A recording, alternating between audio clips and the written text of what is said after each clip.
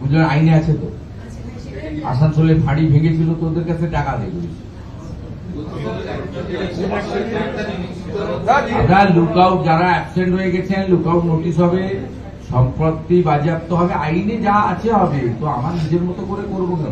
আইনগুলো ঠান্ডা ঘরে ছিল এবং সেই ঠান্ডা ঘর থেকে বের করে আমরা কার্যকর করছি।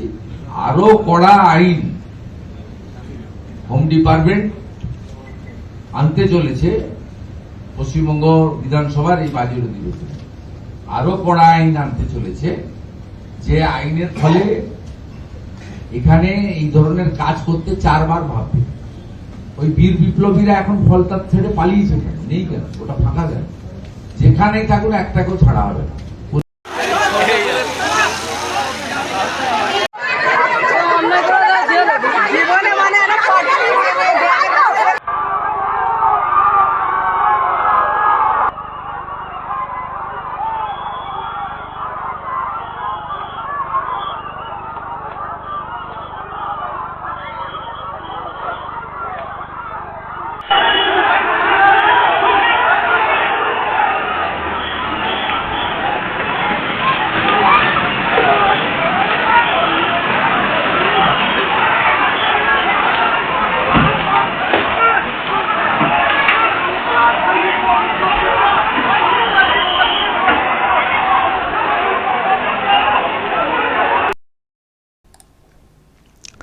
আরও কড়া আইন আসছে, আরও কড়া আইন আসছে। এই যে বাজেট অধিবেশন, সেখানে বিল আসছে। আজকে নবান্নে জানিয়েছেন নতুন মুখ্যমন্ত্রী শুভেন্দু অধিকারী। জাহাঙ্গীর খান, তাকে তো গ্রেপ্তার করা হয়েছে, কোমরে দড়ি বেঁধে এলাকাতে ঘোরানো হয়েছে, আর হাত জোড় করে কান ধরে প্রকাশ্যে ক্ষমা চাইতেও দেখা গেছে। জাহাঙ্গীর খানকে কান ধরে ওঠবোস করতেও দেখা গেছে। আর এইসব দেখে শুনে ওনার ওয়াইফ রেজিনা বিবি বা রোজিনা বিবি, যেটা শুনছিলাম, তিনি নাকি থানা থেকে ছাড়িয়ে নিয়ে আসার পরিকল্পনা করছিলেন, ভাঙচুর করে। থানা থেকে ভাঙচুর করে সব নিয়ে আসার পরিকল্পনা করছিলেন বলে খবর, লোকজন জড়ো করে। তো পুলিশ আগাম বুঝতে পারে, তারপর তো দেখলেন কি ওখানে করা হয়েছিল, ছত্রভঙ্গ করা হয়।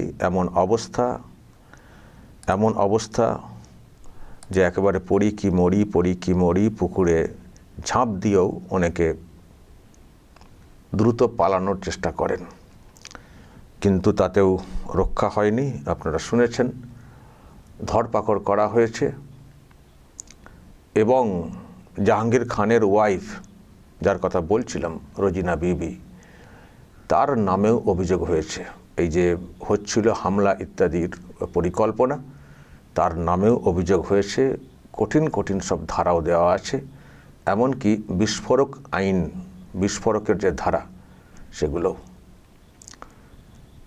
যে এলাকাতে ঘটনা ঘটেছিল, যেটা শুনছিলাম, সব শুনশান, অনেকেই সব চলে গেছেন ঘর ছেড়ে। কারণ মুখ্যমন্ত্রী বলে এসেছিলেন, যাদেরকে দেখতে পাওয়া গেছে ভিডিওতে, তাদেরকে কাউকে ঘরে থাকতে দেওয়া হবে না, মানে ধরা হবে। আর ধরা পড়ার ভয়ে অনেকে পালিয়ে গেছেন। আর যেখানে যাবে মানে খুঁজে নিয়ে আসা হবে। শুনলেন মুখ্যমন্ত্রী আজকে কি বললেন, লুক আউট নোটিশ জারি করা হবে, কাউকে ছাড়া হবে না।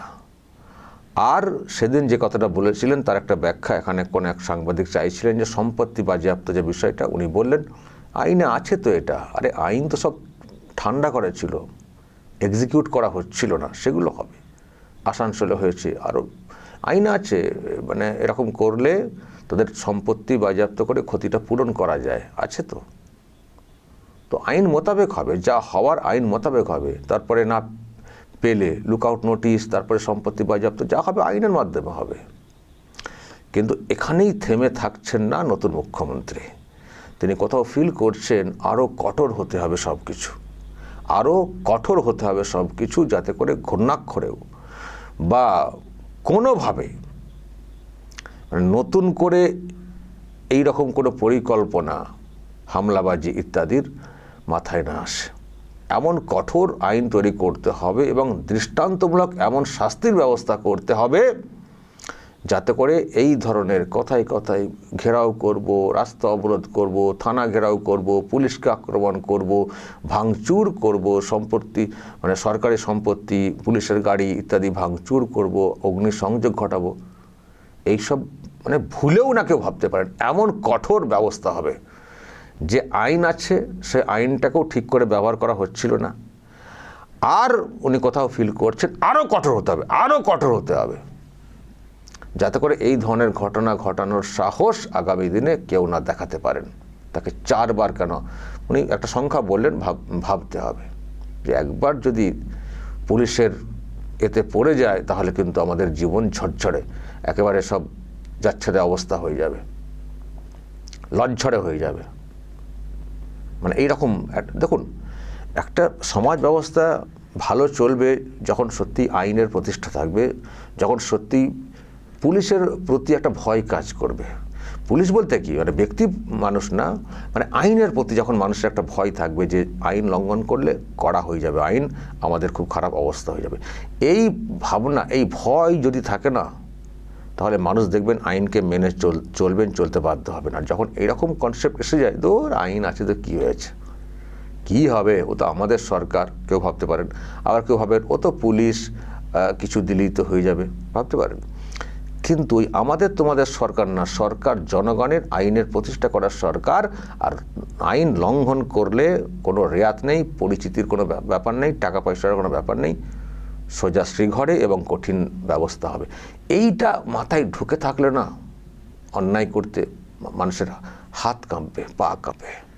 তো সেটাই চাইছেন নতুন মুখ্যমন্ত্রী, সেটাই চাইছেন যে এমন একটা ব্যবস্থাপনা হবে যেন সবাই আইনকে মানতে বাধ্য হন।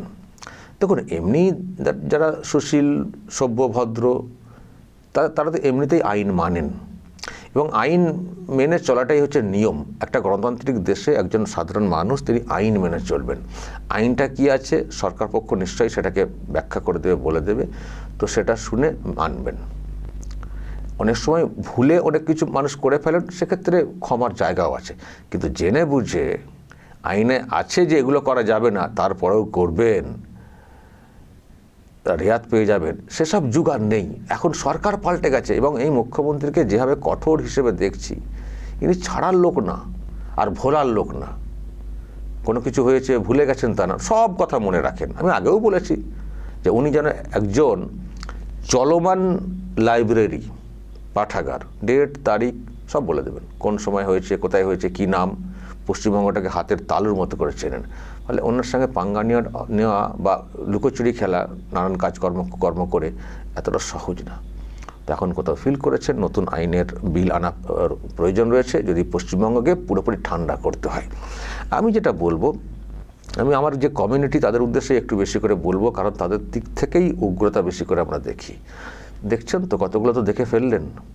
পাক সার্কাসে ব্যবস্থাপনা দেখেছেন তো, বিক্ষোভ দেখাতে গিয়ে কি হয়েছে।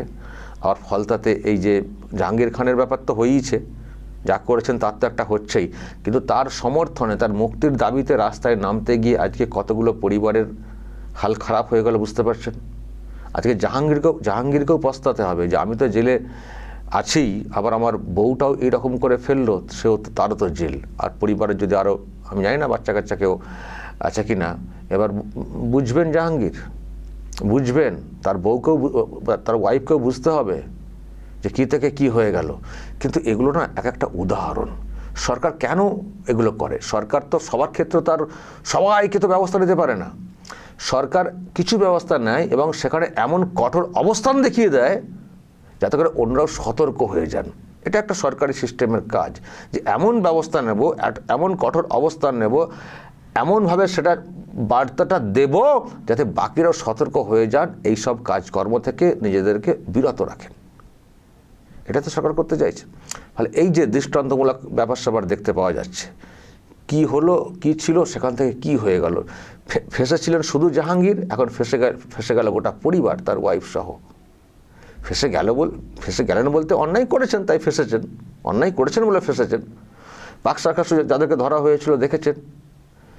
তো এবার আরও কঠোর আইন আসছে, সেজন্যই বলছি আর এই উগ্রতা এইসবে আর ঢুকবেন না, সব সরে যান, সতর্ক হয়ে যান। যদি কিছু বলার থাকে আইনের মাধ্যমে বলবেন, আদালতে গিয়ে বলবেন, আইনজীবীদেরকে দিয়ে বলবেন, কারো উস্কানিতে কিন্তু পা দেবেন না। এই তৃণমূল নামক দলটি খুব উস্কানি দেয়, এখন নিজেরাই ভেঙে গেছে তাসের ঘরের মতো। তারপরেও দেখবেন যারা আছেন কালীঘাটে তারা কিন্তু এখনও উস্কানি দেওয়ার চেষ্টা করছেন। উস্কানিতে পা দেবেন না। আইনের মাধ্যমে কোথাও কিছু হলে বা প্রথমত কিছু হলে আইনের জায়গায় বলবেন, আইনের মাধ্যমে কোনো ব্যবস্থা হলে আপনারা আইনের জায়গাতে গিয়েই বলবেন। রাস্তা অবরোধ করে এই করে সেই করে পুলিশের উপরে হামলা চালাবো, এইসব যদি করতে যান, দেখছেন জাহাঙ্গীর খানের এলাকায় কি হচ্ছে। এরপর আবারও তো বলা হচ্ছে কঠোর আইন আসছে, একেবারে কেল্লা ফাতে হয়ে যাবে। ফলে এই বাংলাতে অতীতে যা হয়েছিল আর ওদিকে না। আইন মেনে চলার চেষ্টা করবেন, মাথা নত করে চলবেন, আইনের কাছে পাকামো করবেন না।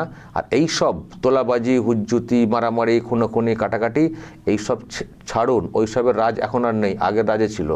আগে মারামারি করলে, লাঠিবাজি বেশি করতে পারলে, বম বাঁধতে পারলে পলিটিক্যাল পার্টির কাছে তার একটা গুরুত্ব থাকতো, তৃণমূলের কাছে গুরুত্ব থাকতো।